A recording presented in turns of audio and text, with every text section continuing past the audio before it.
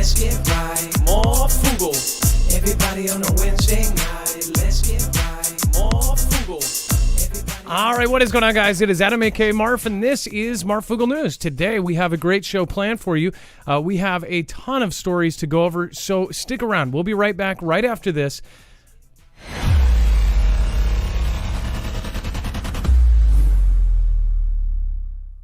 Nothing in this show should be considered legal, medical, or financial advice. The views of the callers can differ considerably and do not necessarily reflect my opinion, Dex's opinion, or anyone else who works with the show. You should always do your own research and consult with professionals. The internet is full of fake news, so please take everything with a grain of salt. If you have not already, it helps us out if you end up going through any of our affiliates, and it helps you out if you end up protecting yourself against cybercrime. NordVPN is one of the best and one of the easiest to use. If you do not have a virtual private network, it protects your IP address, which is your online identity, which actually connects to your real address and everything else. It also connects to you. If you know anything about how they are data logging and basically getting your profiles down, you can prevent that by having a VPN. Nord is, again, one of the easiest. Download it. It's like an on switch and off switch. All you have to do. Go to marfooglenews.com/VPN. Not only will you get a giant discount on this, but you will also be helping us. I appreciate your support, and I appreciate everyone that goes through any of our affiliates. Can't say thank you enough. Marfoogle. Everybody on a Wednesday night, let's get right. Marfoogle. Everybody on a Wednesday night, let's get right. Marfoogle. Everybody on a Wednesday night, let's get right. Marfoogle. All right, what is going on, guys? It is Adam, a.k.a. Marf, and this is Marfoogle News. Today, we have a ton to go over, so if you are new here, remember you can always go to our website, marfooglenews.com. Not only can you sign up for our email alerts, but you can also get notifications directly from us. On top of that, you can also go and get a full bibliography of every single article, tweet, video, picture, document that we show you here. That way you know exactly where this information is coming from. When you go to marfooglenews.com, you will see that everything is organized by thumbnail, so you'll just look for today's thumbnail. Now, this is what they are calling a natural phenomenon. We'll talk about that later. That is, of course, a type of aurora, apparently, but I know what most people are going to think it is. Phenomenon, or is it? Once you click on that, you'll find every single article, tweet, video, picture, document that we are going to show. That way you can go back retrospectively and check my work. If I made a mistake, point it out. Or you, again, can use this for research. The search bar up in the corner, you can actually type in pretty much any subject, and we've probably covered it at some point in the last 4 years. So make sure to go back and check the website. If there's any subject you want to know more about, it will actually go by search, and when you search something, it will show all the previous shows we have talked about that subject, and then you can click on that show, say 2 years ago, and get the bibliography for that show and all of the links archived. That way, all of the news that we have ever covered is being archived and kept and stored. So it's a really useful thing. Make sure to use it. Again, it's something that we do for you guys. So please use it.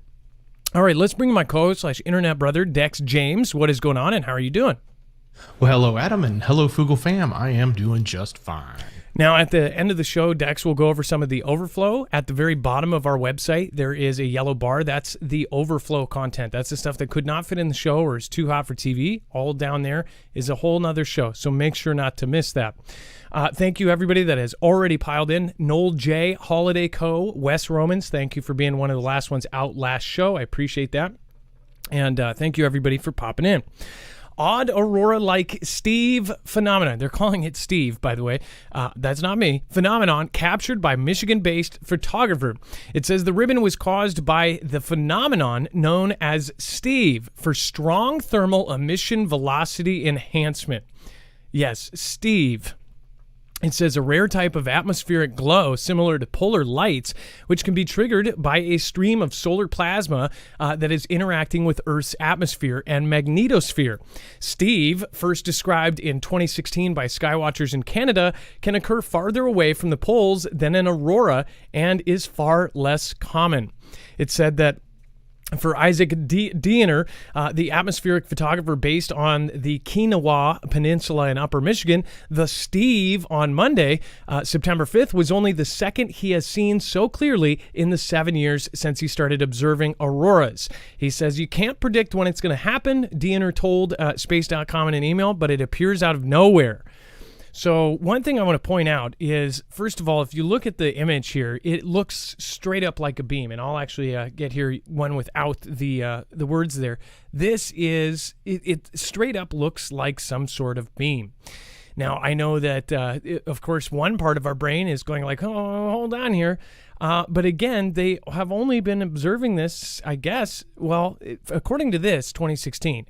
Why are we seeing so many natural phenomena that they explain away and they say it's natural but it's rare, but they also say this is new? It's like, why do we have so many of these crazy phenomena happen? It says, it said what kind of camera he uses. I use a Fujifilm X-T3, and the lens I use is a 16 millimeter lens. Settings I used, of course, were aperture 1.4, 12 seconds, ISO 800. So from that, as a photographer myself, basically he had it wide open, and he did a long exposure. So this also couldn't be, even 12 seconds would not be enough to, say, turn something into something else. That is what it looked like. So that is, again, looks like a straight up beam. What else do people say it is? What are people saying? I would love to hear what you guys think that this natural phenomenon could also be. Again, they have explained away so many different things over the last 4 years for natural phenomenons, but yet we have never seen it ever in history until just recently. So, again, it is up to you. There's far more exciting and crazy stuff going on, but again, I do think that this is something that a lot of folks on Twitter are debating about, and who knows if that's real. So I'd love to know if you guys actually think this is something or what it could be. Dex, what did you think when you saw this? It straight up looks like a laser beam or something out of Star Wars. Yeah, it's almost like something was streaking through the sky, leaving something behind it. But at the same time, it looks like, you could look at it the other direction. It's like a whole bunch of beams shooting down. But yeah, it's kind of crazy looking. I never would have expected to see something like that. And if I saw it above my house, I'd be a little worried. Well, and especially it's like, so everybody has seen Aurora Borealis. Aurora Borealis is something, completely different. This looks like the same coloring, but it's straight up little beams everywhere. That is a trip to me. It's kind of like when if your house is dusty and the sun is coming through the window and you barely have it cracked at sunset or something, and you get that beam of light through your window. What do you guys think it is? Let me know in the comments down below, and let me know in the chat. Speaking of chat, thank you everybody for popping in. It looks like we have Timothy Clark. Scan it. Photons, I believe somebody said. Carrie Schaefer. Sapphire 1961 is here. Peggy Cox. Jen Boyles. Ear to Hear. Hollow Graham. Could be Captain Scotty. Hey all, what's going on? Dirty Skies. What is happening? Looks like a DNA profile. Ooh, that's actually interesting. Wow, what if that was like some sort of alien DNA projected onto our Earth in response to the discs that we sent out with our DNA? Pretty crazy. It's just energy beam from the sun and the sun and Aurora. Vault 11 is here. What's going on? Renegade PD, Survival Game, J-Rad Senior, Tearing of the Veil. Let's see here. Alice in Wonderland. What is going on? Laura Gittens, love from Iowa. Let's see here. JT, hey, how are you doing? Bill Warman. We've got Sean Barker, Deanna Grammas, Chauncey Gardner says a barcode. Ooh, that's a really good one too. David Eartham says, I prefer to see little sprites. Gemini Dakota, yes, barcode. Yeah, that's a trip. Think about that. I wonder, yeah, somebody said scan it. Okay, now I get why somebody said scan it. Take one of those barcode apps and scan it. If you want to do that, you can do it right now. You can just pause that and scan it with one of your barcode appetizers. And then Elon Musk, $258 billion Dogecoin lawsuit expands. Dex, you know far more about crypto than I do. I am a novice when it comes to this stuff, but what I do know is that's a whole lot of money. That's like as much as money as the guy has, right? Or more. Yeah. Apparently, this is huge, at least in the sense of the dollar amount. But apparently, they're trying to create a racketeering lawsuit against him, and they're claiming that he was running a pyramid scheme to support Dogecoin, and that they've basically added more plaintiffs to the six. So there's like 6 new defendants, 7 new plaintiffs that were added. and they also added the boring company. So apparently they're claiming that for years he bought Dogecoin through SpaceX, through boring, through Tesla, et cetera, and himself, and then drove the price up 36,000% and then let it crash. That's their claim. So we'll have to see if that even makes it into court and if it holds any weight. But yeah, that's kind of a big number. $258 billion that's a B, B as in billion. So yeah, that's a big number. And that's like, so just hypothetically, say this totally worked and they gave him the max amount or whatever. It's like, what if you took somebody like Elon from, net worth of 220 billion to Amber Heard status? Like, it just totally wiped them out. I don't think it will happen, but who knows? What if they find proof that this was the case?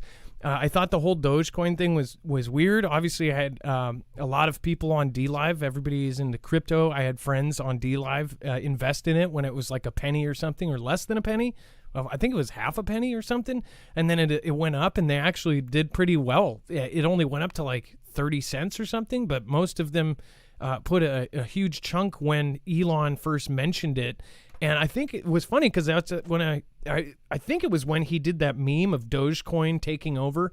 And to us, it looked like the end of the world. It looked like a Dogecoin in a cloud, but that cloud looked almost like an asteroid hitting Earth.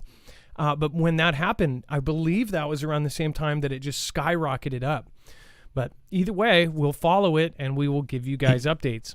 Go ahead. He did tweet right after this update that he still supports the Dogecoin. So kind of interesting that he would make a public statement like that, but obviously he didn't recognize or give any credence to the lawsuit. So he says keep supporting Dogecoin.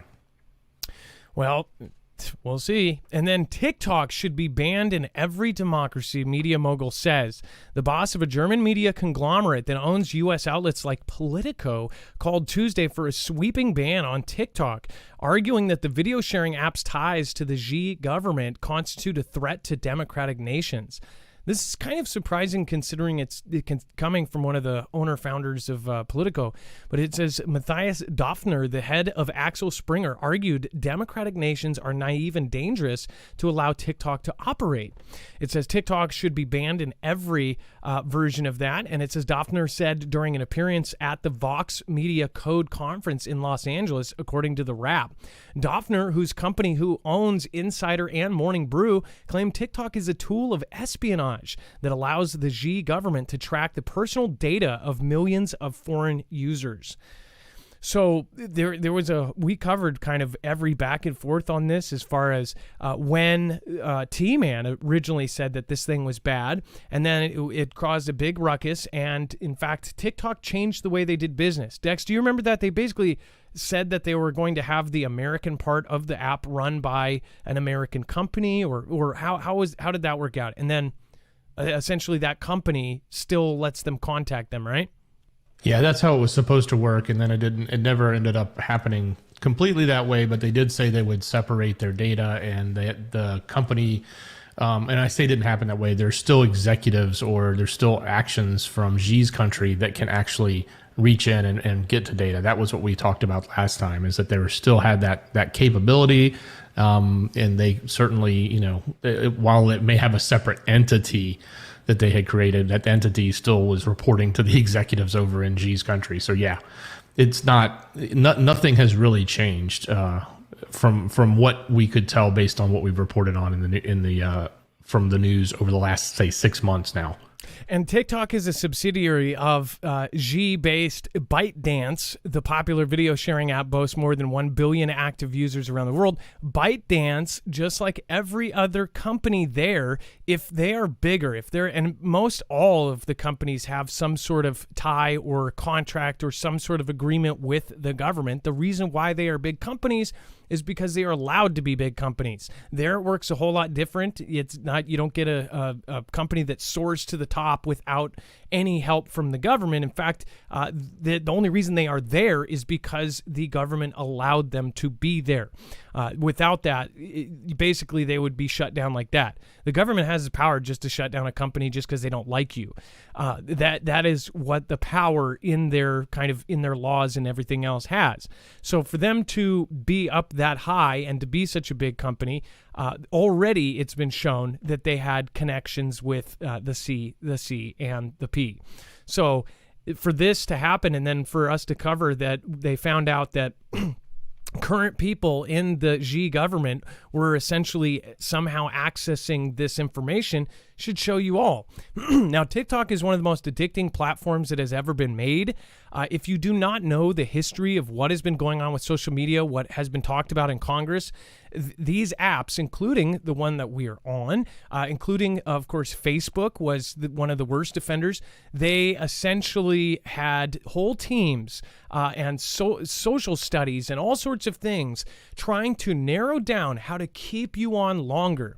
What's funny is there's all sorts of debates about the algo and then the rhythms, right, that go on and pick what you see and what you don't. And if banning and shadow banning exists and all that. But if you think about it, whatever you are watching, it will show you more of that. It wants you to stay on the platform.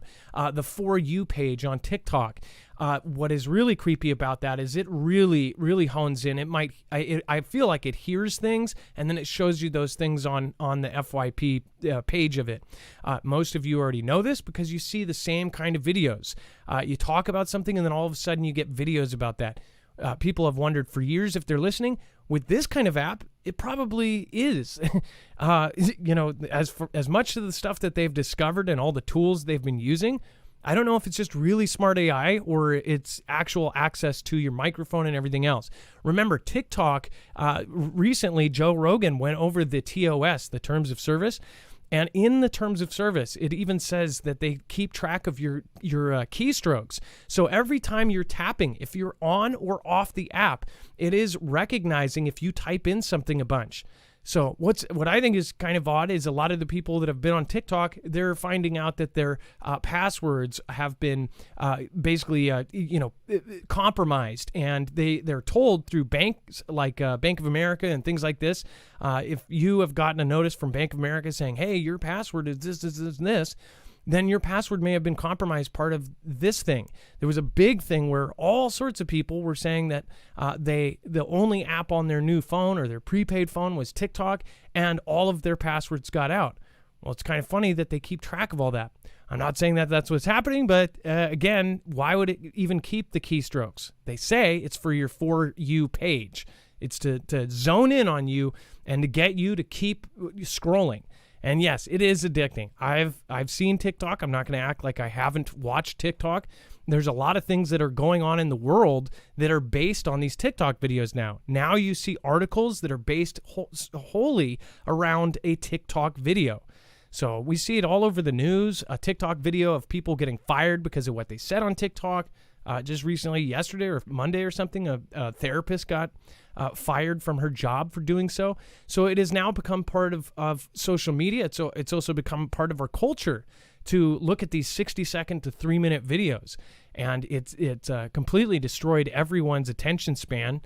Nobody can wait through a commercial. Nobody can wait through any of that. They just need to keep scrolling. So much so that now companies are trying to turn all of their advertisements into scrolling kind of ads that look real. It's pretty bad. What do you guys think about TikTok? Have you been sucked in by TikTok? If somebody even hands you a phone with TikTok on it, it's hard not to just go, oh, and then you're stuck. And then 30 minutes goes by and you go, what just happened? It is designed for a reason like that. Anybody could be susceptible to it. And people that are saying, oh, it doesn't get me, then don't even download it. Again, it's a crazy thing. I wouldn't put it on my any phone that was connected to me, just because that you can do other things to get around that. All right, Dex. As far as again, I want to read this next part. At its core, TikTok functions as a sophisticated surveillance tool that harvests extensive amounts of personal and sensitive data, Carr wrote in a letter to Apple and Google. Indeed, TikTok collects everything from search and browsing histories to keystroke patterns and biometric identifiers, including face prints and voice prints. Think about where they're going with voice technology and being able to copy somebody's voice to be able to make a deep fake, not only with their face, but then also with their voice. Very scary stuff. So we'll see what happens with it. Very, very crazy. Starshine, what's going on? 1B. Jay Reichertz, thank you, and thank you. Thank you, says Marf and Dex, good guys. Thank you. I appreciate that. Jay Reichertz, 99. Deanna Grammas. Let's see here. Grammes. Says, hello again. Tell my hubby, Dan, to install the EMP shield I bought a few weeks ago. Thank you. Dan, if you can, maybe do what your wife says. Gosh. All right, and then before we talk about Pentagon suspends F-35 deliveries after discovering materials from Xi's country, I do want to remind everybody, if you haven't already, the perfect timing, I'll just switch to this.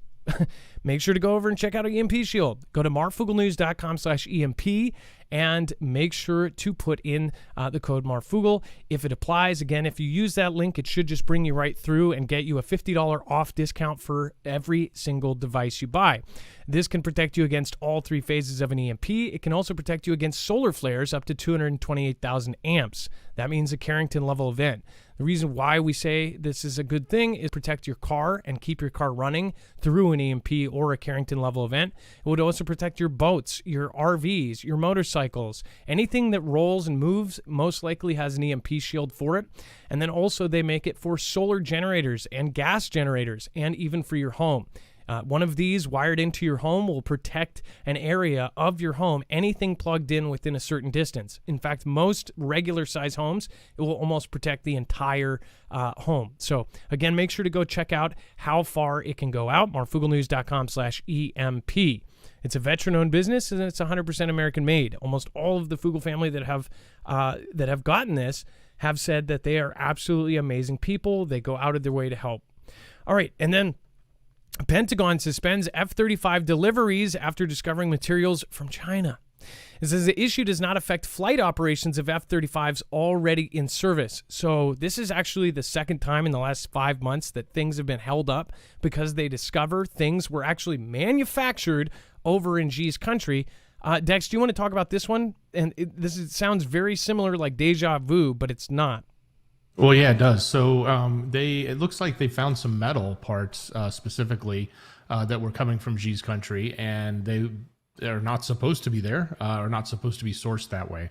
So they're halting it. Now, this discovery is not as bad as other things, like when they discovered, missing accelerant for the ejection seats. That is kind of a big deal. That would halt the flights of those planes. In this case, they're saying it doesn't necessarily affect the operation of the vehicle, but they are going to halt the deliveries of them because they don't want that in there, right? They want to make sure that that's not the case, because they've got, I guess, they're not supposed to be sourcing it that way, and they don't want those pieces in there.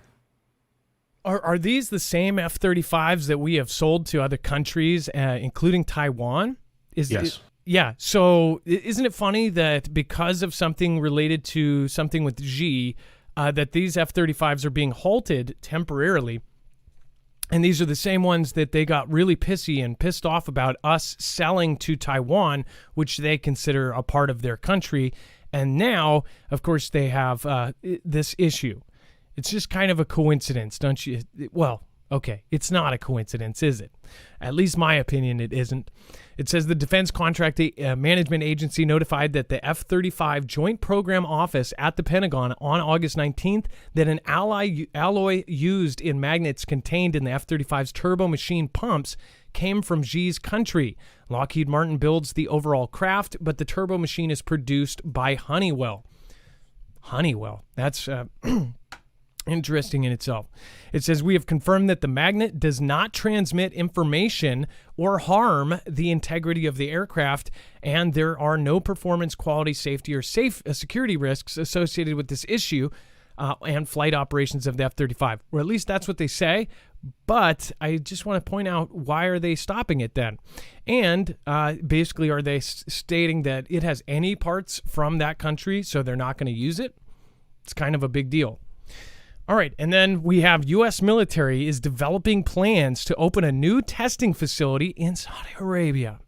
President B in the Saudi city of Jeddah on July 16th Of course, it says the U.S. military command responsible for the Middle East and Iran developing plans to open new military testing facility in Saudi Arabia. It says, according to 3 U.S. defense officials familiar with the plans, the facility will test new technologies to combat the growing threat from unmanned drones. This is what we've been talking about for now years, and now it's becoming a real issue to the point where they're developing and basically putting these facilities directly towards unmanned drones. And it will develop and test integrated air and missile defense capabilities. Early planning by Central Command, or CENTCOM, includes calling the facility the Red Sands Integrated Experimentation Center. That's, again, drawing a parallel to the White Sands Missile Range, the U.S. military facility for extended range missiles in New Mexico. So essentially, instead of White Sands, it's Red Sands. It says that while the location has not yet been finalized, the officials said that SA makes the most sense because it has large open spaces owned by the government and the ability to test various methods of electronic warfare, like signal jamming and directed energy, without interfering with nearby population centers. It says with the Kingdom of Saudi Arabia as the center of gravity for many future regional security endeavors, this is an opportunity, U.S. defense officials said. The commander of CENTCOM, Army General Michael Eric Kurilla, proposed the idea in a meeting with a number of U.S. allies in the region last month. There was overwhelming support, said a U.S. official familiar with the discussions. Dex, what do you think about them putting this there? And haven't we had some issues with SA, with Arabia here in the past? And then... Well, yeah, we certainly have. And I also think that obviously this is a big opportunity for SA, right? They potentially are going to gain from this tremendously. If we're there testing, they're going to get a lot of learning. If we're there testing, they're probably going to get hands-on and even have opportunity to get equipment that does this type of stuff. On one hand, I was thinking, it would be better for them to test this on, out in our deserts. Not like we don't have plenty of them. Like they said, White Sands, Area 51, plenty of places out there where we could do our own testing of this nature. So I kind of question why we would put it over there. Only other thing I could think of in my mind outside of it's just a part of a deal to make SA happy and give them, give them something in return is that maybe if it's over in SA, it might have less eyeballs on it. Where if it was here in the States, there would be a potential, a lot more eyeballs around paying attention or that would go try and see what's happening. Yeah, it's somebody with a private little plane could go see some sort of device that has a Star Wars laser on it, whereas maybe they can control that a little better with the kind of places over in SA. Mirror 504, thank you for the super sticker. I appreciate your support. And Mirror 504, thank you for your attendance this week. Thank you so much for coming. Simply Pony, hello, Mother Fooglers. Hey, Simply, I appreciate you. You haven't called in a while. Love to speak to you again. Zen1AZ, Global Witness from yesterday. Thank you so much for your support. Puppet 007, LAPD SWAT, Juby Joe, and Stephen McMahon. Nana of Montana, thank you so much. Stephen McMahon, Wes Romans, and everybody else on that last show. Thank you. Scooby-Doo Do-Right, Verbron, and everyone else. All right. Vlad Mocks the West says Vlad will press on in UKR. We're actually going to be coming up to a story here in a minute. Essentially, a huge claim has been made. I will warn people before that, before we go into that. But it said that Vlad said Wednesday that Moscow will press on with its military action in UKR until reaching its goals, and mocked Western attempts to drive Vlad into a corner with sanctions. Vlad told an annual economic forum in the far eastern port city of Vladivostok that the main goal behind sending troops into UKR was protecting civilians in the east of that country after 8 years of fighting. It said, quote, "It wasn't us who started the military action. We are trying to put an end to it," Vlad said, reaffirming his argument that he sent troops into UKR to protect Moscow-backed separatist regions in UKR, which have fought UKR forces in the conflict that erupted in 2014 following the annexation of Crimea. It says all of our action has been aimed at helping people living in the Donbass, and it's our duty, and we will fulfill it until the end, he said. Vlad charged that Vladia has strengthened its sovereignty in the face of Western sanction, which he said bordered on as aggression. Said Vlad has resisted the economic, financial, and technological aggression of the West. Says, I'm sure that we haven't lost anything and we won't lose anything. So there is a lot of arguments for that, saying that he has skirted around a ton of these sanctions, including financial sanctions. You see countries like India actually purchasing 6 times the amount of oil in the same time period from last year. Essentially, all of these countries are helping them get out of any kind of sanctions that they needed to happen. So very weak as far as when you look at what is actually happening with their finances. Dex, go ahead.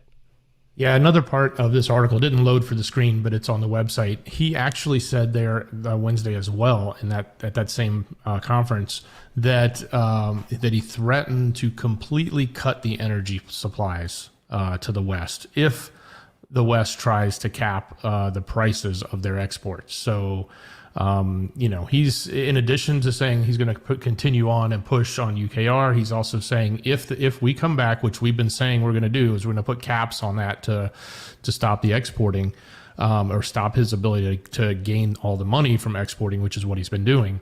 Then he's going to cut off all the energy supplies, not just Nord Stream 1.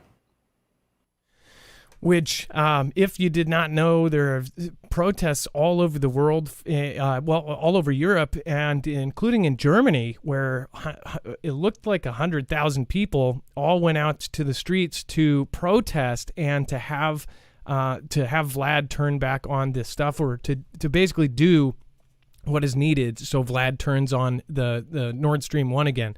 The prices there are getting so insane that people are going out to the streets. I can't imagine what is going on right there, because I'm not there. But if you are, let us know. Tell us in a comment how it is hurting you, or if it's not hurting you at all. I would love to know. It says an attempt to limit prices by administrative means is just ravings. It's sheer nonsense, Vlad added. It will only lead to hike in prices. Then said that Vlad reaffirmed the Vladian argument that Western sanctions have hampered maintenance of the last turbine that remains in operation, forcing its shutdown. He repeated that Moscow stands ready to press the button and start pumping gas as early as tomorrow through the Nord Stream 2, which has been put on hold by the German authorities. So people are actually protesting in Germany, saying, you guys, it's your fault. Turn this, do whatever they need to do to turn it back on. We can't afford this. And then UKR's military chief says limited nuclear war with Vlad can't be ruled out, warning that it could raise prospect of WW3. It says UKR's top military officials warned on Wednesday that a limited nuclear conflict with Vlad, which could potentially trigger WW3, can't be ruled out as fighting continues. Dex, do you want to talk about this? Obviously, this is from UKR, and this is from one of their top military officials. So obviously, taking it with a grain of salt could be Ganda as well. But what do you think? Well, yeah, absolutely. Take it with a grain of salt. But it is coming from General Valery Zaluzhny, the commander-in-chief of the armed forces of UKR. So just want to touch on the limited fact. So this whole notion of limited really comes down to the threat of using tactical. And we've talked a lot about tactical in the past. There's been numerous comments about it in the media and from the other side about whether or not they would use it. And in a scenario like that, they're just using a much smaller yield to do damage in an area where, and it's targeted in an area where there should be military that they're trying to hit, not necessarily civilians. Where a non-tactical is just pretty much obliterating an entire, major area, like an entire populous city or something like that. So these are very strategic. They're smaller, but they're still they still carry a big boom boom to them, and they still are nukes, and they've never really been used. We're the only ones that have done it back in the second world conflict, and it's not been done since then outside of testing, as far as anyone can prove. So if this does come true, if this is something that happens, this notion of whether or not it does spark the next great conflict, I think that's true, because I think I can't imagine that if tactical was deployed, that wouldn't be enough to bring in the rest of the West. In other words, bring them in and say, okay, well, now we're going to not just send weapons in, we're going to send people in. We're going to try to pull everybody in and start the conflict that way. I can't imagine that wouldn't happen. I guess the real question is, would it then turn into an immediate response of either like another tactical from our side into theirs, and then would that just escalate, and then will we just turn into the entire sky lighting up like they say would happen, or would it actually stay tactical and stay closer to conventional if it even goes here, right? So that's the big question. That's the thing everybody wonders and worries about. Obviously, if things get heated up and we have to go ballistic and do larger nukes against each other, that's sort of like a no-win situation for everyone, because I can't imagine there's a scenario where they launch and we launch, and also I think when I say we, I mean the West, and specifically America. And I know that we have even said that anything that we do against Vlad, we also have to be ready to do against Xi, just because of the allies there. So it'll be one huge mess if it goes to that level. I pray the tacticals never happen. If it does happen, the big question is, what's the response going to be? And one of the points here is that why is he actually telling anybody this? Why is he doing an op-ed? Why is he even saying it can't be rolled off the table? My question is, what good does this do to anybody for him to say this? Is it, though, a setup for something else? Is this magically going to happen in the next couple months and it gets us into it? Fantastic Freddy style? Like that's what I wonder. What was the point of this? Why did somebody ask him, like, is this a possibility? And he says it can't be ruled out. Well, it's an op-ed, so he purposely kind of put it out there. It says, it is hard to imagine that even nuclear strikes will allow Vlad to break UKR's will to resist. Zulazini and Zobrodisky says, but the threat will emerge for the whole of Europe cannot be ignored. They cautioned that the possibility of direct involvement with the world's leading power in a limited nuclear conflict, bringing closer the prospect of WW3, cannot be completely ruled out either. So why is it even putting there? It says the two officials said the potential use of tactical nuclear weapons means that Vlad's country would no longer be a threat to just UKR and a handful of European countries. It would become a global-scale terrorist state. The wording there is important. With Vlad facing heavy troop losses in UKR, and we're going to get to something in a minute here, in UKR and struggling to make significant gains in the conflict, Western officials have repeatedly warned that President Vladimir could turn to nuclear weapons if he gets desperate enough. Now, remember, there's two sides of this argument, and we'll get to the other half here in a second. But what if hypothetically, if he didn't lose as many, and they're saying this, so the rest of the world is saying, well, if he's not getting any kind of movement through this, then magically something goes boom, and we don't know where it came from. It just came out of the sky and went boom, and then that triggers what the next step is, because it seems like some on both sides, they want this to happen. Especially on our side, there are people that are publicly saying that they want WW3 to happen. That is insane. Nobody wants this. And remember, people make WW3 like the end of the world. I think they would do it in a way where it would be conventional for almost 99% of it, and it would sort of be like WW2, where if nuclear was used, it would be used in small areas, and then boom, it gets the military-industrial complex going, and it's lots and lots of people perishing. So, but it wouldn't be everybody. This is, everybody thinks that they'll naturally just do mutually assured destruction, and everybody will be wiped out. I don't think anybody has the balls to really do that. Even if Vlad was, on his deathbed and they make it sound like he's dying and that he's desperate enough to push the button, that could be some sort of ploy to get fear out of everybody. I don't know. What do you guys think?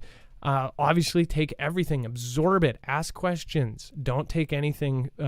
Don't take anything without looking at context, and make sure that you do your own research on this stuff. Mind you, I honestly think nuclear out of all of the different things is low, unless it's something like, that wouldn't hurt people. EMP, the reason why that's more likely is because an EMP would not actually, take people's lives right off the bat. It would basically take lives through the fact that everything would be shut down. We wouldn't have drinkable, potable water. When I first learned about EMPs and stuff, I thought when they said 90% of us would perish, when I first found this out 4 or 5 years ago, I thought that meant that it would damage everything and that we would be taking each other out. It's really because we would not have access to water. And that's the main pusher of 90% of us perishing, is because our infrastructure would just completely collapse. We wouldn't have water. We wouldn't have food. We wouldn't have all these things. That's why it's important that everybody have food and water. If everybody did, even if an EMP happened and we had to wait 2 years for power to come back on, we would still be good. But of course, our priorities are at different places. Most people have 3 days of food and water in their house. 3 days. When you consider that they're saying if something like that happened, and it would be anywhere from 6 to 18 months, yeah, people would be screwed. And then people go to harming each other, stealing, whatever else they can. And Vlad has had no losses since the 24th of February. Again, so we're going to cover that here in a sec. Make sure to go over and check out Inergy. This is very important. If you haven't already, if you don't have a solution for if your lights go out, this is a great one, because this is basically infinite. As long as you have sun, you will have power.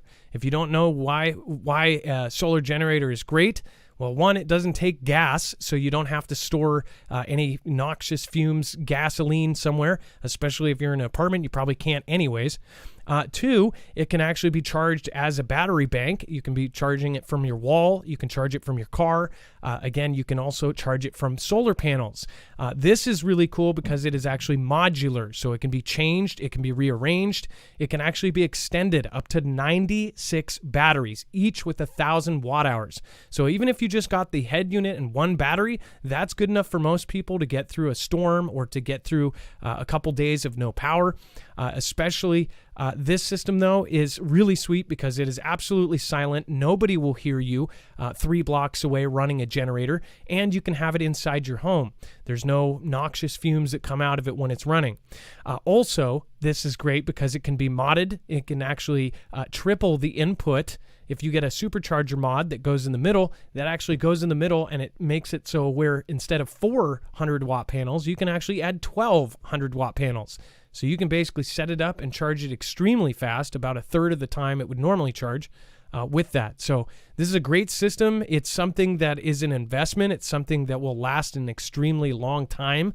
It is super, super well made. It's one of the most coveted generators out there. We chose to work with one of the best. Again, go to marfooglenews.com/energy with an I. We also fought for a good discount program, so there's upwards of $170 off depending on the package you get. I'd highly recommend getting some of their folding panels.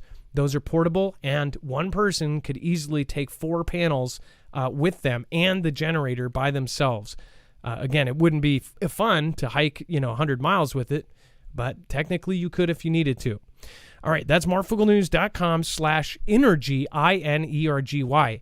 Every purchase, not only are you getting a discount, but you're also helping our independent channel. We are not treated the same as everybody else. So thank you, everybody that has done this. There is a waiting list. Lithium right now is being fought over countries. Lithium is going up in price, so I'd highly recommend getting it yesterday rather than tomorrow. All right, and then Dex, let's talk about no losses since February 24th. Yeah, how about that? So the fodder from Vlad is strong with his speech on the 7th today. So lots of things coming out, but this is one of the big ones. And this is not just, I mean, it's certainly can be considered Ganda because it's coming from him, but it's not like this isn't, this is his quote. So, you know, he came out and said this, and I'll specifically quote from Vlad. He says, I'm sure that the Vlad Federation has lost nothing since the 24th of February, meaning the day that they started the invasion. But the main achievement is strengthening of our sovereignty. The Vlad country is a sovereign state and will always protect our national interests by pursuing an independent policy. So everybody's sort of, you know, chuckling over this notion that he says they've lost nothing, because they have. I mean, you can't have a conflict and not have losses on either side. So, you know, unless he's just thinking about territory, that, you know, that nobody's invaded his land or something. I don't know where he or money make this statement, or money. Yeah, it could be that point as well. But yes, that's the statement here. He's like basically saying, yeah, we're still just the same as we were when we started this. Nothing bad has happened. So this is what I was talking about. If that is if it's true, I think it's more towards like they haven't lost any land and they haven't lost any money. It maybe that part may be true. So like I said, all of these other countries, including its no limits partner Xi and his country, have backed them up. India has backed them up. They're doing all of these drills together. India, of course, has bought so much more oil. Just in 1 month, they did 6 times what they did the year before all this started. And that has actually gone up. So I'm waiting for the data on how much they have purchased, but it's not just them. It's all of the other countries that are not our allies. They are actually purchasing more to kind of offset these sanctions. The sanctions, in my belief, they did very little to them financially. They might have hurt a couple people in his inner circle. Maybe a couple yachts got seized or something. But I think as far as the country goes and their GDP, they may actually be doing better. We don't know. That's something that we don't actually know. And as long as they have money, they will be in the fight. As far as now, there's all of these stories. You see them every time that UKR is failing and retreating. You see us sending billions of dollars, which that's actually slowed down. But it's like everybody gets pissed off every single time we're giving $1 billion out or any sum of money to another country, when everybody is arguing that, hey, this money could be done and used here. And then we're, of course, spending money on stuff like, you know, arming the IRS and things when obviously there are bigger kind of fish to fry. So what do you guys think about this? Do you think he has lost? What do you think he is actually mentioning in this? Do you think he's just talking about financially? Or there is a chance that maybe he hasn't lost as many soldiers as they say? Maybe when he's saying nothing, he's exaggerating that maybe they've lost a couple thousand and there's a bunch of lies out there. I don't know. What do you guys think? Let me know in the comments down below. And thank you to everybody that is this far in and you're watching the replay. If you are watching this on the 8th in the morning, drinking your coffee, I appreciate you and thank you so much. Yes, so I'd love to hear your opinion on all of this. Again, let me know. And then Xi and Vlad set for the first meeting since of course, Vlad invaded UKR. It says that Xi Jinping will meet his Russian counterpart, Vlad, in person for the first time since Moscow invaded UKR. TASS reported as the two authoritarian leaders push back against rising political pressure from the U.S. Xi will sit down with Vlad on the sidelines of the Shanghai Cooperation Organization Summit. And actually, what is that? SCO? SCO is the same organization, the Shanghai Cooperation Organization. That's the same organization that India is also part of. And as you guys probably know, India and Xi, they have not always seen eye to eye. Their countries have fought and they've debated over things. That was the organization I was trying to remember the other day as far as financially, India and China are heavily tied, and it's part of that organization. And then I ran to the store, and another one are part of that. It's like 5 different countries, and India is one of them. But this organization, they're going to meet, and it says that runs from September 15th to 16th in Uzbekistan. Vlad's ambassador to Xi, Andrei Denisov, said on Wednesday, according to state-run news agency, of course, TASS. It says, quote, "We are planning a serious, full-fledged meeting of our leaders with a detailed agenda, which we are now, in fact, working on with our Xi partners." So this is something to pay attention to, because whatever may happen, they may be finalizing something. They may make a huge decision on this day. It's 2 of these controversial leaders meeting in person, so they can do things that they won't do over Zoom or over a video conference.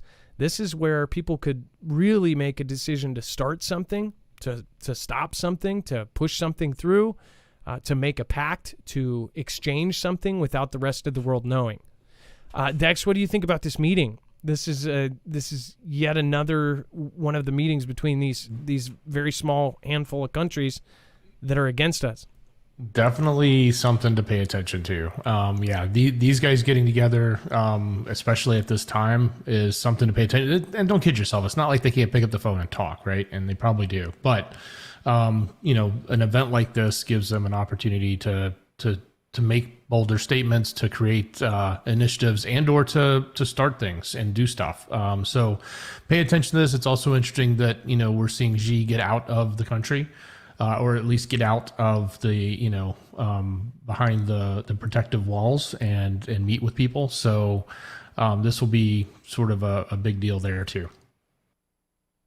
We'll follow it. Make sure to subscribe if you want an update on that meeting. We will be covering it.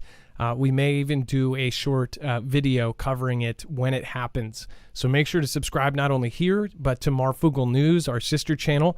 That channel, when you find it, that has the blue earth, and that's surpassed 220,000. So that's a different channel entirely. Make sure to subscribe.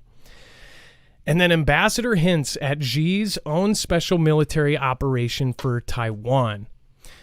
First of all, I do want to say hi to everybody. Thank you over on DLive, Renegade PD, Kimbria, Kalizzi, That Outlaw, Josie Wales. How we do. Props to Marf and Dex. Shout out to the fam.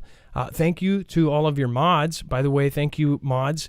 LOL, it's Kiwena, says Miss Jackson 906. I think I pronounced something horribly. And then Vicky K, Zuby360, Spartan O Negative, and R Tate, Priscilla R, and of course, again, Renegade. Thank you so much. Transformative Vision, thank you for following. I Love Beagles, welcome to the Marfia. And I Love Beagles, thank you for celebrating your sub anniversary. I Buy Houses, thank you for your support. Florence Lewis and Stephen Wilkes, thank you for subscribing 2 minutes ago. Thank you. Dex, why don't you cover this? This is a piece by Newsweek, and do you want to go through the details of this? Absolutely. So, what we're talking about here specifically is that an ambassador is hinting at Xi's having a special military operation, right? And that this operation has been put together specifically for the takeover of Taiwan. So, a forceful takeover of Taiwan by Xi's forces wouldn't be considered an quote-unquote invasion because Taiwan is part of the territory, one of Beijing's senior diplomats said this week. So Zhao Qin, Beijing's top envoy to Canberra, told ABC Australia's Current Affairs program that Xi's country would prefer a peaceful political union, which we've actually said that's what they've always wanted, but they've definitely said that they will take it no matter what. And then he goes on to say, but it reserves the option to use unpeaceful, and that's quote unquote unpeaceful means. So, and then he asked whether that entailed a full scale military invasion. And he said, I would not use the word invasion. because it's part of the country. They consider it part of Xi's country. So invasion is for relations between nations. But he did go on to speculate and make statements that they do have a quote unquote special military operation, similar to what Vlad used for UKR. So it sounds like they're teeing up to do sort of it was almost like what Vlad has done was the test to see how everyone would react. And now they're saying, hey, we see how that went. We can probably use the same type of verbiage, the same type of wording. We can say we're, doing our own special operation. It's part of our country. Stay out. You don't need to be involved, et cetera, et cetera. So that's what he's hinting at here, the special operations. So it's a little bit more insight into the thought process that's going on in Xi's country, especially with the leadership there and how they're thinking about Taiwan. But we know, we've heard it from Xi himself. We've heard it from other leaders there that, they absolutely 100% believe and said they will make it happen, the actual reintegration and takeover of Taiwan. So it's just a matter of when at this point. Yeah, and so they're essentially saying, when we do it, it's going to look a whole lot like what Vlad did. If you look at the drills that have already taken place, it will probably look a whole lot like that. So let's just fast forward into the future. When they do this, we're probably going to see something just like what they did already, which is they surround the island in 6 different areas at least. They have their shadow navy of all of the fishing boats that have 50 cals on them. All of those will end up moving in. They will not call it an invasion. They'll call it a special military operation, or they'll probably come up with some stupid name, the synonym for the same thing, and they will start doing it. And we will probably start out with some sort of sanctions or something else. Here's the thing. Do you think that if we had a different leader or a different administration, do you think it would even get to that point? It looks like it is going to get to that point, and this is going to be another flashpoint. It could play out where they take Taiwan completely, and there is no pushback except for the sanctions and everything else, and it plays out after 6 months. 6 months into it, Vlad will be further into his special military operation.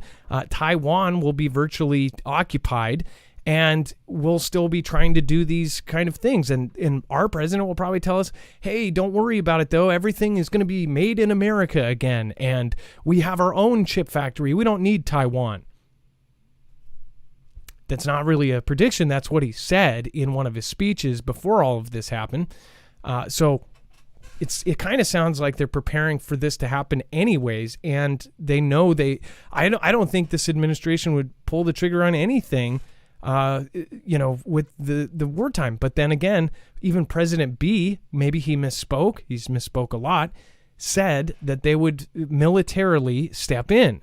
They said that they would back them up militarily. So if this is a guaranteed, if they don't somehow overnight the president, Tsai Ing-moon or whatever the current president of Taiwan is, just ends up falling off a roof or something, and they go, oh, this new president actually really supports the unification, and there's not going to be a shot fired.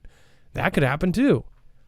But what the worst case scenario, which I hope is not, there is no best case scenario, because no matter what, we would be losing Taiwan, and we would be losing a whole lot of reputation in the world as well. If you look at the finances of the world, Xi is caught up and is right there, and they are surpassing us in areas that they shouldn't be.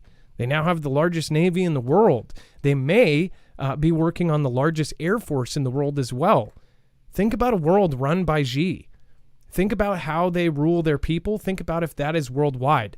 And then you kind of think like, a lot of that stuff's actually already happening. It makes you think, are we already infiltrated, and do we already have people from other countries deciding what goes on here? You look at what social media is doing and how it's convincing people of what we should be doing with our culture and our beliefs and everything else. It almost seems like we're being sabotaged. What do you guys think? Let me know in the comments down below. Survival game. Hey, Adam, I had my very first winner last weekend. Congrats to Calorian. I'm having the Angry Pepper on as my guest contestant this Saturday. Survival game, I will be there. I'm sorry, I actually tweeted out your last show with Calorian, but I could not make it. So Thanks everybody for going over. Michael De La Roca, hi there, Marf. Regarding the submarine that can fly, the 1965 TV series Voyage to the Bottom of the Sea, they had the flying sub called Mobius. Maybe they got the idea there. As far as I believe we talked about the flying sub and flying drones that are submarine drones on a previous episode. In fact, if anybody wants to go see that, go to our website and type in flying drone or flying submarine, and it will most likely pull up that show from a couple weeks back. Great comment. And then Stephen McMahon says, hold on here. Can you ask your friends at EMP Shield how much it would cost to thoroughly harden the grid of one state, say Kansas or Iowa? That's probably a good question to ask. But I do know, Dex, what was it? One of the counties is thoroughly hardened. They've actually. It was a county that invested municipally, or at least with all of their vehicles and their buildings. They had gone through and protected them. So that's obviously not a power grid. That's just a county government. So all their government buildings, all their fire, police, other official government vehicles, things like that, were all outfitted. But yeah, it's interesting. The products that they make for that, it's not the same. It's totally different. And they don't even talk about it on their website or anything, because it's infrastructure, type solutions. So, but yeah, I don't have a clue what that stuff would cost. That's the kind of stuff that's the real like loose lips sink ships type stuff. Talking about stuff that is hardened as far as infrastructure. As far as the cost, I bet it wouldn't be as much as what we've already sent to other countries. Let's just say that. Well, I don't know. Could $1 billion harden a whole city? What is spent on so many things, when there are things that if they did just cut a check for our future or for our kids, could they just do it? You see countries like Japan write blank checks out, doesn't matter what they have to do, if it benefits their children or their children's children. It may not even benefit currently, but if you look at Japan's culture and what they've done for earthquakes and other things, it's like they will sign a check in a second if it means that it's going to prosper for their kids or their children's children. Yeah, you'll see this time and time again with their culture, because they care about their family. They care about the people that they're going to be passing their country down to. You don't see that here. Everybody cares about the now. Everybody cares about themselves. Every country and county cares about their budget and their overhead and everything else. We don't fix things until it's broken. And that's why when T-Man came in, this was a huge deal. When T-Man signed that executive order to harden the grid, that was a huge deal. That was an extremely good move. A lot of people don't talk about all the good things that he did while in there. Well, guess what? The second that President B came in, he tried to stop a lot of the good things. And some of the good things that there was no argument against, nobody was pushing against it. It's like the whole thing about slowing down that executive order, because basically when he came in, he undid I think he undid everything that T-Man did executive order-wise. Like that was glorified in the media. Like, oh, look at it. Anything that T-Man did, we're undoing right now. And everybody cheered him on. But there were things that bipartisan support, everybody supported. Like, what is the problem with hardening our grid? There should be no problem with that whatsoever. But they did that. It makes you wonder, like, who is behind these people? Like, why? We could have avoided SHTF and UKR by not allowing UKR in NATO and promising no NATO boom booms in UKR. That goes deep, Stephen McMahon. That goes super deep. Yeah, super deep. There's plenty of things we could have done. I wonder how any administration would have done this differently. So let me know what you think in the comments down below. And then Taiwan military shows off its mettle with its latest combat drills. So it says that tanks pounded targets and fighter jets roared overhead on Wednesday as Taiwan's military carried out its latest combat drills after weeks of saber rattling by giant neighbor Xi's country. It says China, which claims democratically ruled Taiwan as its own territory, has been holding exercises around the island since a visit from Taipei last month by Nancy Pelosi. It says Taiwan, which rejects the Xi's sovereignty claims, has repeatedly stressed its calm reaction to Beijing's activity. It said that it would also has the resolve and ability to defend itself if needed. It said that ground combat readiness training is an essential duty of the armed forces and is also something that we have to do each day and every moment. Defense Ministry spokesman Sun Li Fang told reporters on a government-organized visit to Pingtong in Taiwan's far south to see the drills. It says, quote, regarding defense operations in Taiwan and its outlying islands, we conduct our exercise with the attitude of reacting to threats according to terrain and being able to fight everywhere to complete our duty of increasing war preparedness. So, obviously, we have covered all of the different drills going on right now. Right now, especially, we have troops all over the world. One thing you won't hear from mainstream media is how much we are deploying. Not to go into specifics, but if any of the military in the group want to say something vague or general, most people are understanding over the last month and a half, there have been massive deployments all over the world. Of course, Vlad in the Arctic has expanded 12 times their size in just a matter of weeks as far as all of the different bases. We covered that the other day. Xi is essentially still surrounding and circling this island. You have everything going on with the Middle E. And then, of course, you have all of the different contracts and the money that's flowing all over the planet.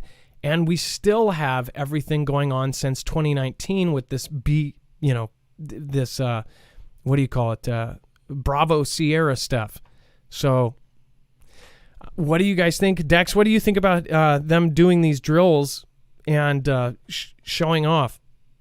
Well, I think we're going to continue to hear more of this. It wasn't just the drills. We reported a few days ago that they had ramped up to say they were going to strike against anything that crossed over, and specifically they were targeting drones. They were going to target ships and anything else. Nothing has come over except the drone, but they did actually strike it, right? And now they're doing more drills. So it just seems like they're taking a much stronger position. And I think the one thing I would take from that is not just because Nancy went there. It's really because I think that the people in the know, meaning the leadership in Taiwan, probably the leadership here and in our military, and others know that the day of reckoning, so to speak, with Xi and Taiwan is upon us, right? If they thought it was years away, their actions wouldn't be as much as it is right now. If they think it's happening tomorrow, they're going to be doing a lot of things. They're going to be doing a lot of drills. They're going to be doing, having a much more defensive position. They're going to be buying billions of dollars of our equipment. Oh, by the way, they did, right? We reported on that. So, that's sort of, what we have to look at this to say they're not doing this just because. They're doing it because there's actually a viable threat at the moment that they feel is imminent. Now, Kano's Kid came up with a good comment here. Says, the majority of Xi's fleet is diesel-powered, so although the largest, very short range, 1,000 miles from what I understand. So we covered something about 4 weeks ago, and I need to try to find it. But one thing that we did cover, and this actually was as far back as 8 months ago, is that they were moving massive amounts of fuel to the Spratly Islands. If you think of the purpose of the Spratly Islands, not only to claim parts of the ocean, but when we saw the very beginning of that, I covered it since before they were even islands, when there were the ships that were taking the dirt and the sand from the bottom of the ocean and spraying it up and basically turning it into a big old pile. Once that pile got big enough, they started putting equipment on it and flattening it out, and then they put runways, and then they put air defense systems, then they put fuel, then they put ports. Now you look at the Spratly Islands, it's a forward operating base, and that's what I said it was going to be before anybody even realized it was shaping into an airport. into a base. Now those are bases. So Kano's Kid, you may be right. I have to look into that, and that's actually a really great comment as far as do they have the range. We have also talked about if they have the range with their larger ships. I'm pretty sure they've thought about that, because one thing they have done is, this is something that a lot of the new people would not know. They have passed a law or an ordinance or whatever they call it there, to where any company that makes, any Chinese company that makes civilian ferries or civilian boats, almost every kind of huge, large kind of boat has to be made where it has a double use as a wartime Navy vessel. So, for instance, a regular, say, ferry that would ferry people across two little islands was also being made with hardened hulls and hardened ramps so that tanks could sit on those boats. They were also made with special ramps that would come off, and these ramps were as high as 160 feet up in the air when they were put up. These 160-foot ramps would come down, therefore being, able to land on a beach, and then tanks could go outside of them. So people are actually riding civilian ferries that basically are wartime vessels. Dex, go ahead. So, yeah, and it's not, when that law passed, if I recall correctly, it wasn't just what's being made going forward. They actually went and said they were retrofitting everything that existed, right? So it wasn't just like, oh, from this day forward, we're going to do it. So, because we saw lots of equipment that they had outfitted. These were older ferries that had the capability of, hauling this military equipment on it. And the reason I point that out is because there was an argument whether a civilian ferry or something, even if it was hardened and all of this, would that be for Taiwan? Could those same ships that are being made, could they make it across the Pacific? Could they make it across the ocean? This is, again, it says China reportedly converted civilian ferries for amphibious assault. This we were talking about for the last 2 years. This is a big deal. So there's obviously something in the making. They don't just do this and then go back through all of their civilian ferries and do this unless they were going to mobilize them. And when we've seen Xi mobilize, they will use anything at their disposal. If you remember when the Spratly Islands kind of argument got really hot for a minute there, they took 200 of these container ships and they made a wall out of them. They connected them. They anchored them in a huge line, and apparently they had militia on them. So it was like a big floating base of military. So this is something that we have to pay attention to. Nobody wants to believe anything because people have been lied to so much. They don't know what is actually happening in the world. There are things that are continuous, and if you wait through time, they continue happening. So it does look like this is something that is a real thing. People at this point, I know so many people that just don't want to, they want to think it's all a big show. And I believe a lot of it is show, or the surface is a show, or the motivations are way different than what they say. But the end result seems like it's going to happen. Just like CV, there were all these things that said that this was going to happen. There were all these drills, there were all these charts and all of these graphs of how it would affect the world if this happened. And then months later, it happened. And we warned you on that one, and a lot of people listened. Fortunately, a lot of people had food when all the shelves were bare. Fortunately, a lot of people prepared for that when that happened. But for this, I think that it is going to affect the world, even if they don't land on our beach in the very first place. Because my opinion is that eventually we will have somebody at our doorstep. If you don't agree, I'd love to hear your opinion on it. People think that we're geographically protected. The things like diesel, gas, and all of these things, they have looked at that. If you know it, then they know it as well. And they're probably trying to work out ways around it, possibly making midpoints or forward operating bases that can refuel those diesel engines. So you're probably right, Kanos. Maybe that they are. Maybe that's why they did Spratly Islands. Seems like in the long term, I've been saying since day one, I think they were forward operating bases.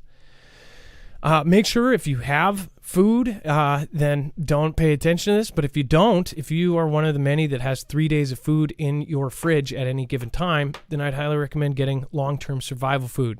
This is through My Patriot Supply. They have freeze-dried foods that are packaged into MREs and then double packaged if you get the month or the 3-month supply into buckets that then can be buried, put in your basement, put in your trunk, put it in your cabin.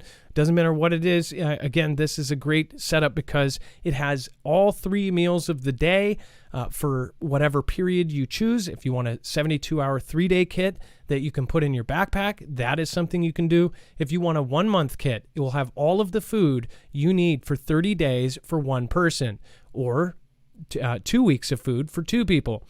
Same with the 3-month kit. The 3-month kit, again, has a large sale on it. Do we still have the $250 off now? Or did that end? I know that it got extended. If you could check on that, Dex. It is still there. Okay, so grab it while you can. Like they've extended it for us every time we've asked. I don't know how much longer it's going to last, but that's the best sell they've ever done. And it's not just one. So if you need 6 months or you need 2 people for 3 months, get that sale, double it up. And by the way, so you can do it on more than 2. It's a $900 package that's now $650. If you divide $650 by 90 days, you can do the math pretty easily on how much per day it is to eat. And it's actually becoming cheaper than eating out of the grocery store. So go over to marfooglenews.com/prep. And also check out everything else they have there. They have the Alexa Pure Pro, which is compared to a Berkey water filter. It's a gravity-fed water filtration system. It has a huge capacity. It can do a whole lot of water in a very short amount of time. It also gets rid of 99% of contaminants. This is something that if everybody did do, whether it be through something that's pre-done or if you do it at home and you do DIY, this is something everybody needs to be looking at, having anywhere from 6 months to 12 months worth of food and water. And that's not coming from just us. That's coming from all of our peers, all of our constituents. And, of course, DHS straight up told us in 2018 that every American, because of the threat of EMP, should have 6 months to 12 months of food, which, again, it seems like a lot, but you can do a little bit at a time. You don't have to do this. You can also go through somebody like Alaska Prepper and find out payday preps and things like that and just do it a little bit at a time. All right. And then this is crazy. DHS let thousands of Afghan refugees in without proper vetting. At least 2 were security risks. Essentially what happened here is they just waved people in and didn't do their due diligence. It said the DHS, Department of Homeland Security, failed to properly screen thousands of refugees who fled Afghanistan after last year's botched U.S. troop withdrawal, leading border security officials to admit that at least 2, don't know who these 2 dudes are, Afghans who were national security risks that they got through. We know that it's much more than 2. If they're saying 2, it's like if you see a spider, there's a lot more spiders around, right? It says the DHS Office of Inspector General said in its 34-page rundown that the information used by Customs and Border Protection to vet evacuees didn't match up with data in any other government databases. It says we found missing, incomplete, or inaccurate first and last names, dates of births, travel document numbers, travel document types, and visa data. So essentially, they let a bunch of people in, and a ton of them, they didn't know anything about them. Because if they had any of that data wrong, that means they don't know who these people truly are. They had no former records of who they were, if they had crimes, if they were criminals, if they were terrorists, if they were anything. Is that a surprise that the data didn't match? I mean, think about it. These people are fleeing and they're clinging to the wheels of planes, right? You think they're coming in with their papers? They're coming in with names you've never heard of and that aren't in a database. This is something we have talked about. We've had callers talk about. We've had crazy claims from Indiana at Camp Atterbury, about things that were reported on by the local radio station there, that were reported on by callers who called into the show, right, and told us about what had happened there. And then, of course, the Camp Atterbury came out and said, no, it didn't happen, but other people there did say it happened, right? Well, this is coming out now. This, watchdog report that was just released is sort of saying, guess what? Maybe, they're not necessarily saying Atterbury was true, but they're saying, hey, obviously, a lot of the stuff that came, a lot of the people that came in, we didn't have the right stuff on them. We didn't have any way of vetting them, and a lot of them have been released, and plenty have gotten through. And that's only the two that, in the two that were on the national security risk. If they don't know the names of the rest, how many do we know? How many more is it? It's got to be a lot more, and that's only what they're willing to admit to right now. So, again, early on, the Fugel fam, early on, a lot of other people were sort of right when they were saying this stuff, saying, look at what's happening. And now here it is a year later, when everybody's sort of forgotten about it, they'll let the truth out and say, yeah, you guys were right. Now, another great comment by Kanos Kid says, we became a superpower by offering worldwide naval protection for the trade routes of smaller countries that were incapable. Xi can't do that yet. I want to point out, you may be right. And again, that's another thing. I'd love to dive deeper in that. But one thing I've paid attention to is that they have been expanding their global network of ports like no one has ever seen. Over the last 5 years, they, of course, already had huge deals. They had, people question, like, why did Australia lease them one of their main ports for 99 years? Why, of course, on the West Coast, did we have this giant port that was running pretty much everything in and out? Look at how many countries they're trading with. And, those protected trade routes, who are the ships going through, right? Well, I wonder if that's partly why they're growing that shadow navy of fishing boats that are actually, equipped with 50 cals or something. Maybe they're trying to get there. I don't know. It says a powerhouse in global trade. Xi has more shipping ports at home than any other country. Key investments add about another 100 ports in at least 60 nations, and Beijing is looking for more. Earlier this month, operation at Iz's port of Haifa was one of the largest maritime transport hubs in the Mediterranean. Were handed over to Xi's state-run Shanghai International Port Group to run for the next 25 years. You keep seeing this time and time again. They're doing these huge deals where they are essentially controlling huge swaths of the world of their ports, and the main ports that are, basically the lifeline of everything coming in and out. So to me, it says another gigantic Xi shipping company, Costco Shipping, which again is directly connected to the C and the P, is poised to expand its footprint in Europe by taking a stake in the port of Hamburg. Negotiations have reportedly been going well, and the deal is expected soon, which I believe this was in September of last year. I think it's already done. But if you look at the different ports, look at this is another way you could get superpower. I don't know, though. That's a really good thing to look into. As far as the refugees, this is just one of many stories I've covered over the last 2 years. Dex, you've been with me while we've covered all of the weird things, and including the one about Indiana, about them. They made like a shank out of a license plate or something. It was just crazy stuff. But much more is slipping through every single day, and we have no idea if those guys are coming in and then gathering and planning something massive. If you think about all of the different folks that were in that region right before it kind of had that botched withdrawal, there was a lot of groups doing a lot of crazy stuff.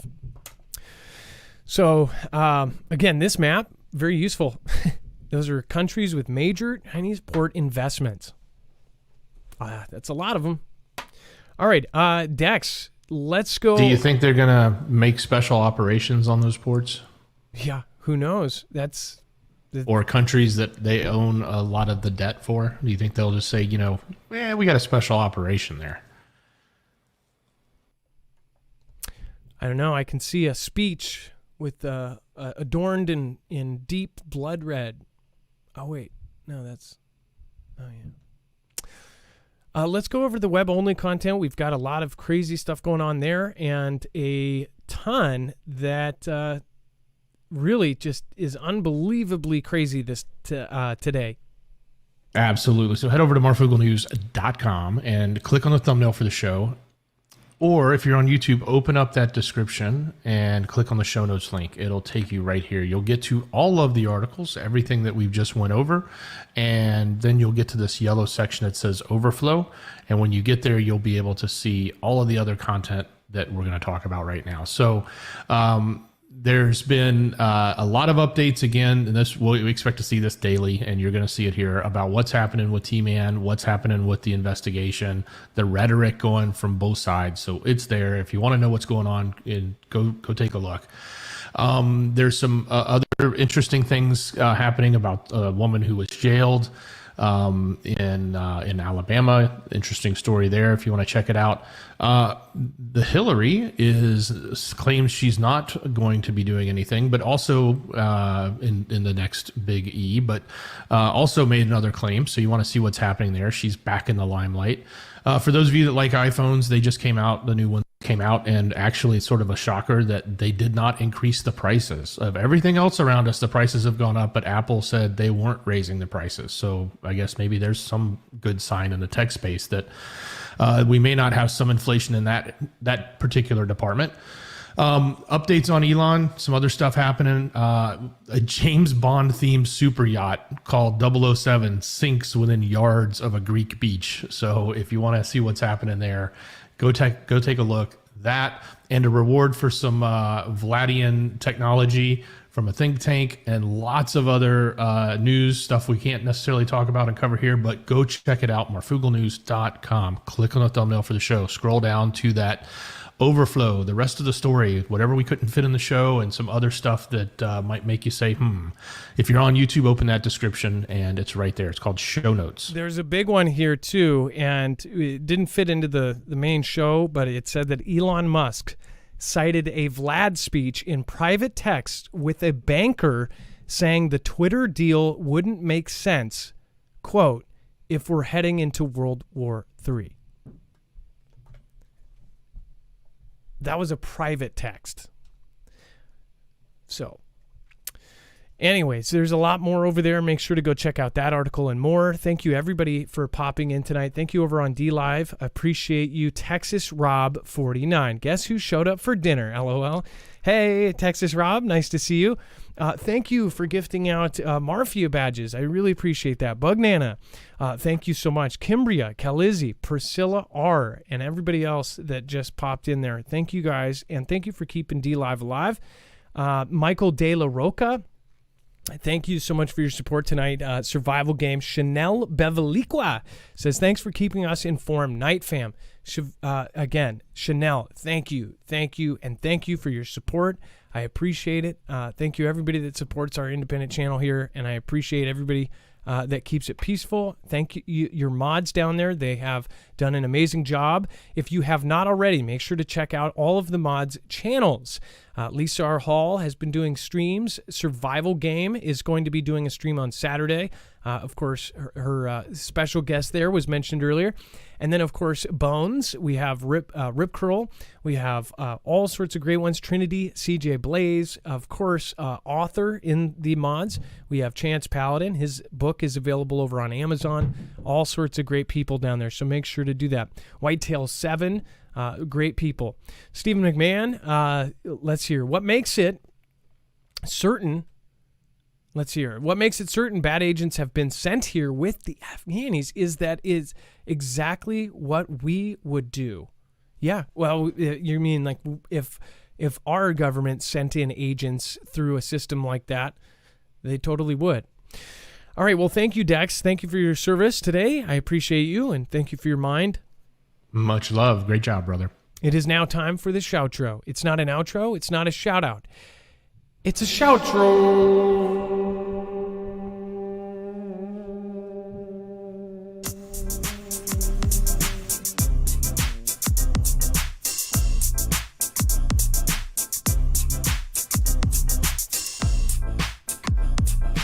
Let's get right, Marfoogle. Everybody on a Wednesday night, let's get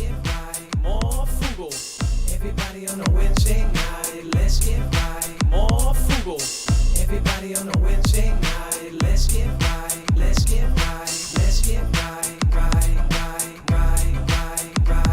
right. Everybody on a Wednesday night, let's get right, Marfoogle. Everybody on a Wednesday night, let's get right, let's get right, get right. Everybody on a Wednesday night, let's get right.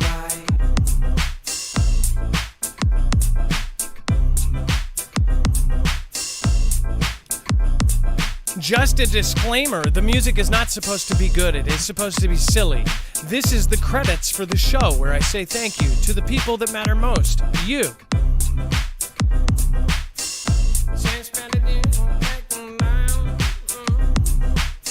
Hippie, hippie, hippie, hippie, hippie, hippie. Yeah, that gypsy and the Lorry. Max and the VB. Yonosaurus Rex, Zenwen AZ, Lisa R. Hall, thank you so much. On a Wednesday night, let's get right, Marfoogle. Everybody on a Wednesday night, let's get right, Marfoogle. Everybody on a Wednesday night, let's get right. By the way, I saw the whole thing about Mount Rainier. The emergency management response to Mount Rainier was, oh, you have much bigger things to worry about. They even said a comment about a 9.0. This is actually, I will try to pull it up.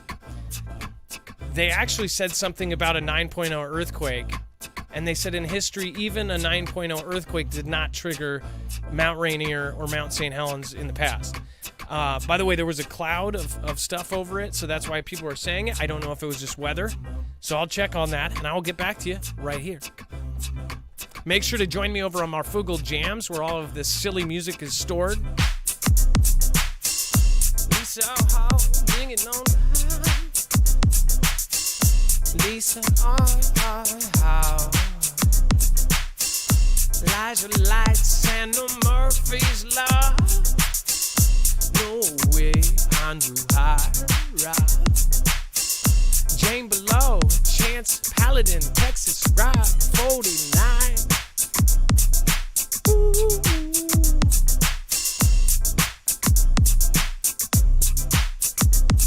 That is Crypto Batman. Personally, if you're asking me, Crypto Batman, I don't know. I wouldn't do nothing. You are too tough.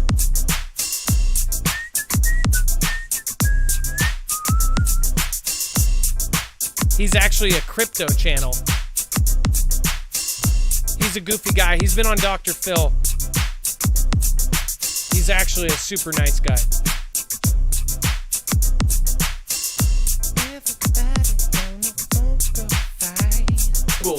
Everybody on a Wednesday night, let's get right, Marfoogle. Everybody on a Wednesday night, let's get right, Marfoogle. Everybody on a Wednesday night, let's get right, Marfoogle. Everybody on a Wednesday night, let's get right, Marfoogle. Everybody on a Wednesday night, let's get right, Marfoogle.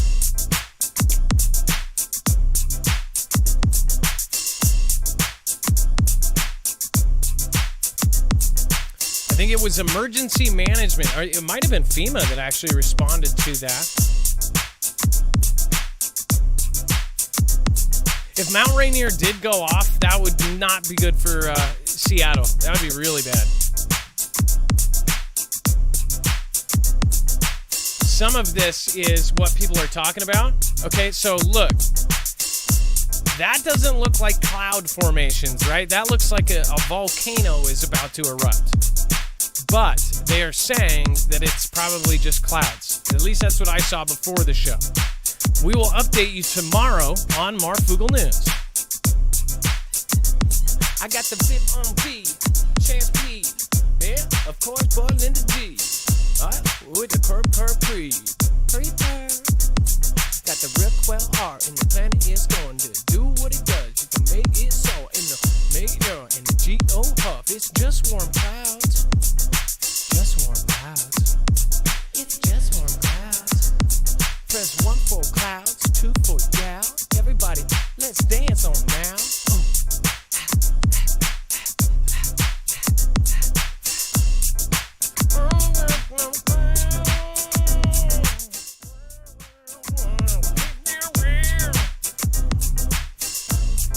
Recipes, food and prep.